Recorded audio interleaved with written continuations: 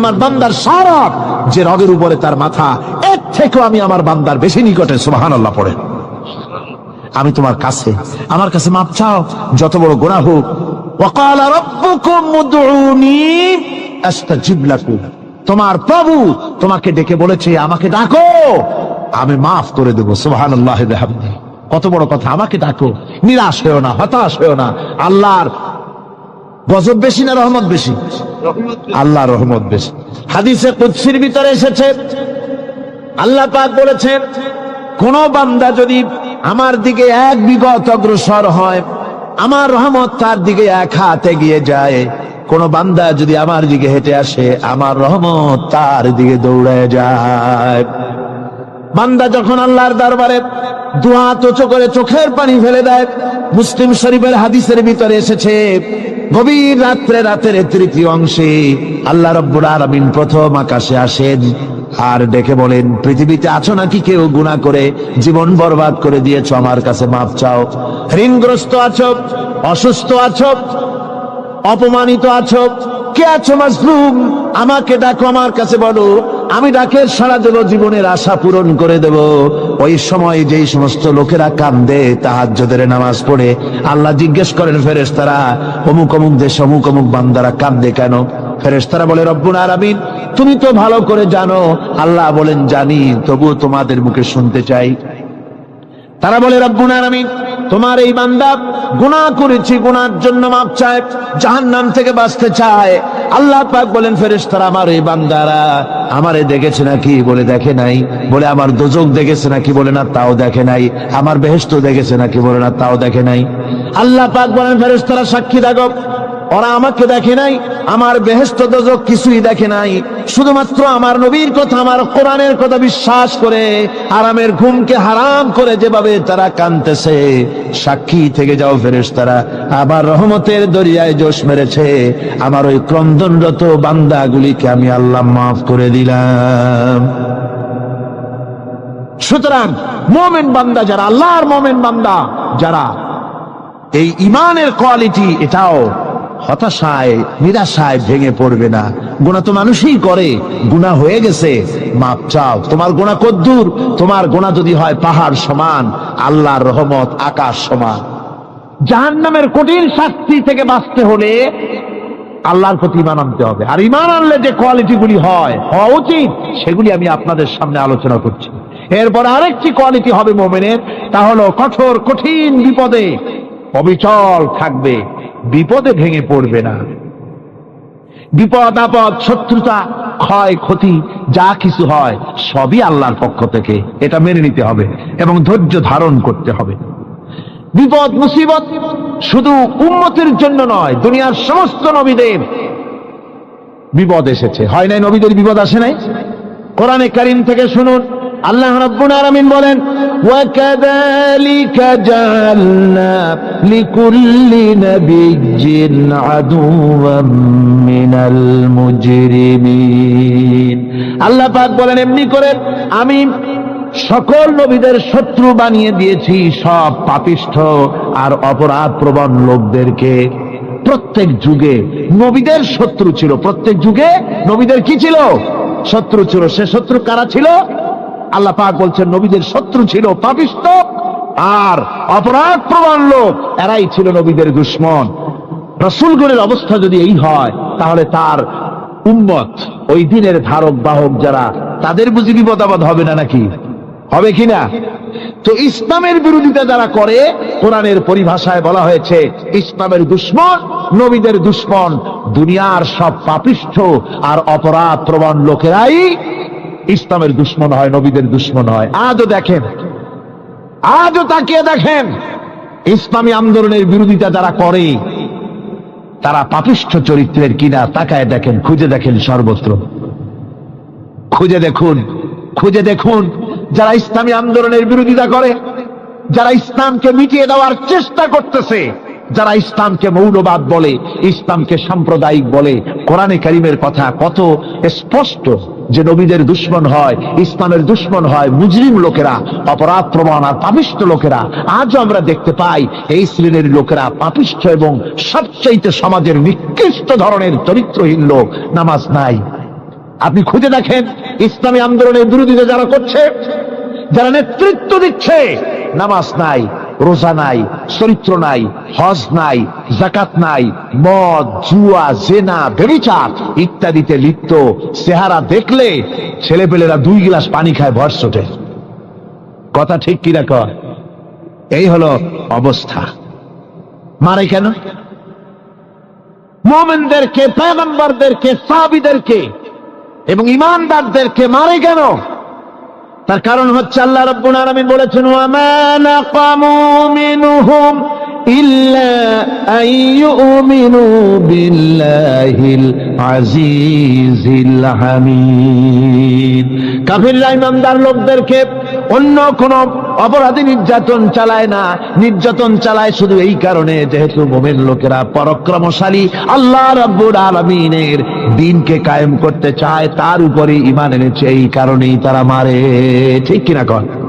যুগে যুগে নবীদের উপরে, সাহাবীদের উপরে যে অত্যাচার হয়েছে, সেই অত্যাচার এই কারণেই হয়েছে, অন্য কোনো কারণে নয়। এই কঠিন বিপদে অবিচলতা এবং ধৈর্যের দৃষ্টান্ত নবীগণ পেশ করেছেন পৃথিবীর বুকে। আমরা দেখেছি ইব্রাহিম আলাইহিস সালামকে আগুনে ফালানো হয়েছে, আছে না কোরআন শরীফে? আমি কিন্তু গল্প করতেছি না, সব কোরআনের কথা। কিসের কথা? ইব্রাহিম আলাইহিস সালামকে আগুনে ফালানো হচ্ছে। অপরাধ কি?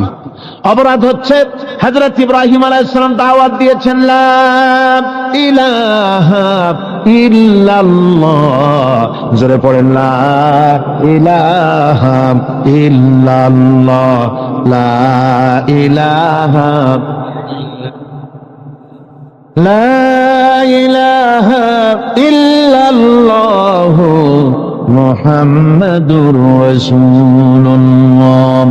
হযরত ইব্রাহিম আলাইহিস সালাম দ্বীনের দাওয়াত দিয়েছেন, এক আল্লাহর দাওয়াত দিয়েছেন, ঈমানের দাওয়াত দিয়েছেন। আর কোন অপরাধ ছিল না। নমরুদ সহ্য করতে পারল না।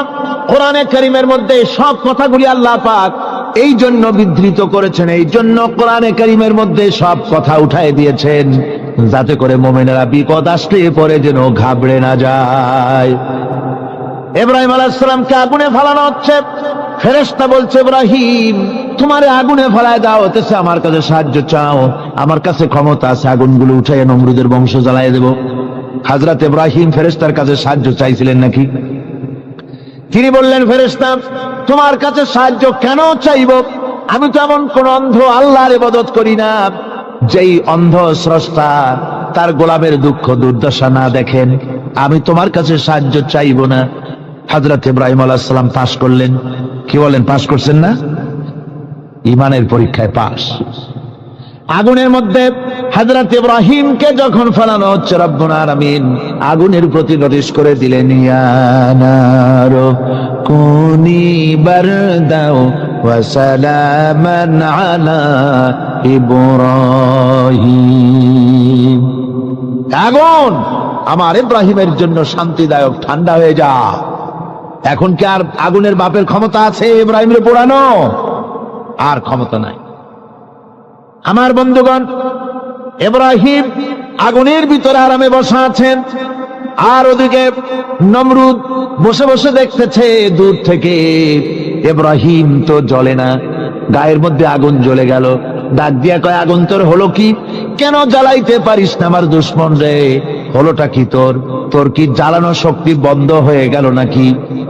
আগুনের ভিতর থেকে জবাব এলো, নমরুদ রে, আমার ভিতরে জ্বালানো শক্তি আছে কি নাই যদি প্রমাণ করতে চাও, টেস্ট করতে চাও, তুই নিজে আয়, তোরে শুদ্ধ তামাম দুনিয়া জ্বালাই দিতে পারি, ইব্রাহিমের এক গাছা পশমও জ্বালাইতে পারি না। তার কারণ হচ্ছে আমি হচ্ছি মাখলুক, আল্লাহ হচ্ছেন খালিক। আল্লাহ আমাকে বলেছেন না জ্বালাতে, তুমি 1000 বার বললেও আমি ইব্রাহিমকে জ্বালাইতে পারবো না। কোরআনে কারিমে ঘটনা বলে মুমিনদেরকে সাহস দেওয়া হচ্ছে, মুমিনেরা দ্বীনের কাজ করতে গিয়ে বিপদ আবাজ আসবে, ঈমানের দাবি হলো বিপদ আসবে, আর বিপদ আসলে ঘাবড়ায় যেও না, মুসিবতে পড়ে চিন্তায় পেরেশানে হয়রান হয়ে যেও না। বিশ্বকবি আল্লামা ইকবাল কি সুন্দর করে বলেছেন, আজ ভি হো জু ইব্রাহিম কা ইমা पैदा आग कर सकती है एक अंदाज गुलिस्तां पैदा। ইব্রাহিমের ঈমান যদি আজিও কোথাও হয় বিদ্যমান, করতে পারেন অগ্নিকুণ্ডে খুবসুরত এক গুলিস্তান। আজও যদি আগুনের ভিতরে কোন নমরুদ কোন ইব্রাহিমকে যদি ফেলে দেয়, আল্লাহ রাব্বুল আলামিন আজও আগুনকে ফুলের বাগান বানায়া দিবেন। সুবহানাল্লাহ। ভয় পাওয়ার কারণ নাই, চিন্তা করার কোনো কারণ নাই। আমার বন্ধুগণ, হযরতে হুদ আলাইহিস সালামকে যখন সমাজের লোকেরা, রাষ্ট্রের লোকেরা ঘিরে ফেলে দিল, সমাজ শক্তি, রাষ্ট্র শক্তি যখন তাকে ঘিরে ফেলে দিল, ষড়যন্ত্রের পাহাড় তুলে দিল, তারে মেরে ফেলে দিবে, হযরত হুদ দেশ থেকে তা পালায় গেলেন না, ভয় পেলেন না। হযরতে হুদ আলাইহিস সালাম বললেন, কোরআনে কারীমে হযরত হুদের কথা কোট করা হলো, ফাকিদুনি জামিআন সুম্মা লা তুনজিরুন। সম্মিলিতভাবে ষড়যন্ত্র করো আমার বিরুদ্ধে, সবাই মিলে ষড়যন্ত্র করো, সুম্মা লা তুনজিরুন, আর আমাকে এতটুকু অবকাশ তোমরা দিও না। ইন্নী তাওয়াক্কালতু আলাল্লাহি রাব্বি ওয়া রাব্বিকুম, আমি ভরসা করেছি সেই আল্লাহর উপরে, যার কুদরতি হাতের ভেতরে, যিনি আমাদের রব তোমাদেরও রব, আর যার কুদরতি হাতের ভিতরে তামাম পৃথিবীর জানগুলি যার হাতে, সে আল্লাহর উপরে ভরসা করেছি। ষড়যন্ত্র যদ্দূর আছে করতে থাকো, আমি ষড়যন্ত্র পরোয়া করি না। সুবহানাল্লাহ। এটাই হলো মুমিনের কোয়ালিটি। শুধু ঈমান, লা ইলাহা ইল্লাল্লাহ মুহাম্মাদুর রাসূলুল্লাহ, গরুর গোশত খাই, আর রবিউল মাস আসলে পরে ইয়া নবী সালাম আলাইকা, ইয়া রাসূল সালাম আলাইকা, তারপরে গরম গরম জিলাপি আর রসগোল্লা খাইলাম খুব বেশি করিয়া, এর নাম মুমিন নয়। মুমিন হচ্ছে তার চলায় ফেরায়, ওঠায় বসায় সাহসিক তার এক আন্দাজ তৈরি হবে সে। আমার ভাইয়েরা, বিপদে অবিচলতা আমাদেরকে পয়গম্বরেরা শিক্ষা দান করেছেন। আমরা দেখতে পেয়েছি বিশ্বনবী জনাবে মুহাম্মদুর রাসূলুল্লাহ সাল্লাল্লাহু আলাইহি ওয়াসাল্লাম হিজরতের রাত, কাফেররা চতুর্দিকে দাঁড়ানো, হযরত জিবরাইল এসে বলেন, ইয়া রাসূলুল্লাহ, হে কাফেররা চতুর্দিকে ঘিরে দাঁড়িয়েছে, গভীর রাত, এখন হাতে তাদের তরবারি, সকাল হলে পরেই তারা আপনাকে মেরে ফেলে দিবে, তাড়াতাড়ি ওঠেন, মদিনার দিকে চলে যান। আল্লাহ নবী ঘুমের থেকে জেগে হযরত আলীকে ডেকে বলেন, আলী, আল্লাহ অর্ডার করেছেন আমি মদিনায় চললাম, আমার বিছানার পরে আমার চাদর গায়ে দিয়ে শুয়ে থাকো।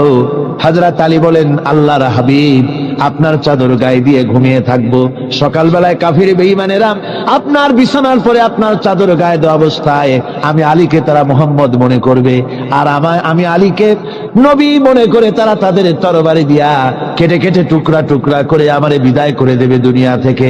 এতটুকু পরোয়া করি না, বরং আমার দিলের মধ্যে এটাই তৃপ্তি থাকবে যে আমি আলীর জীবনের বিনিময় আল্লাহর হাবিব দুনিয়ায় বেঁচে আছেন।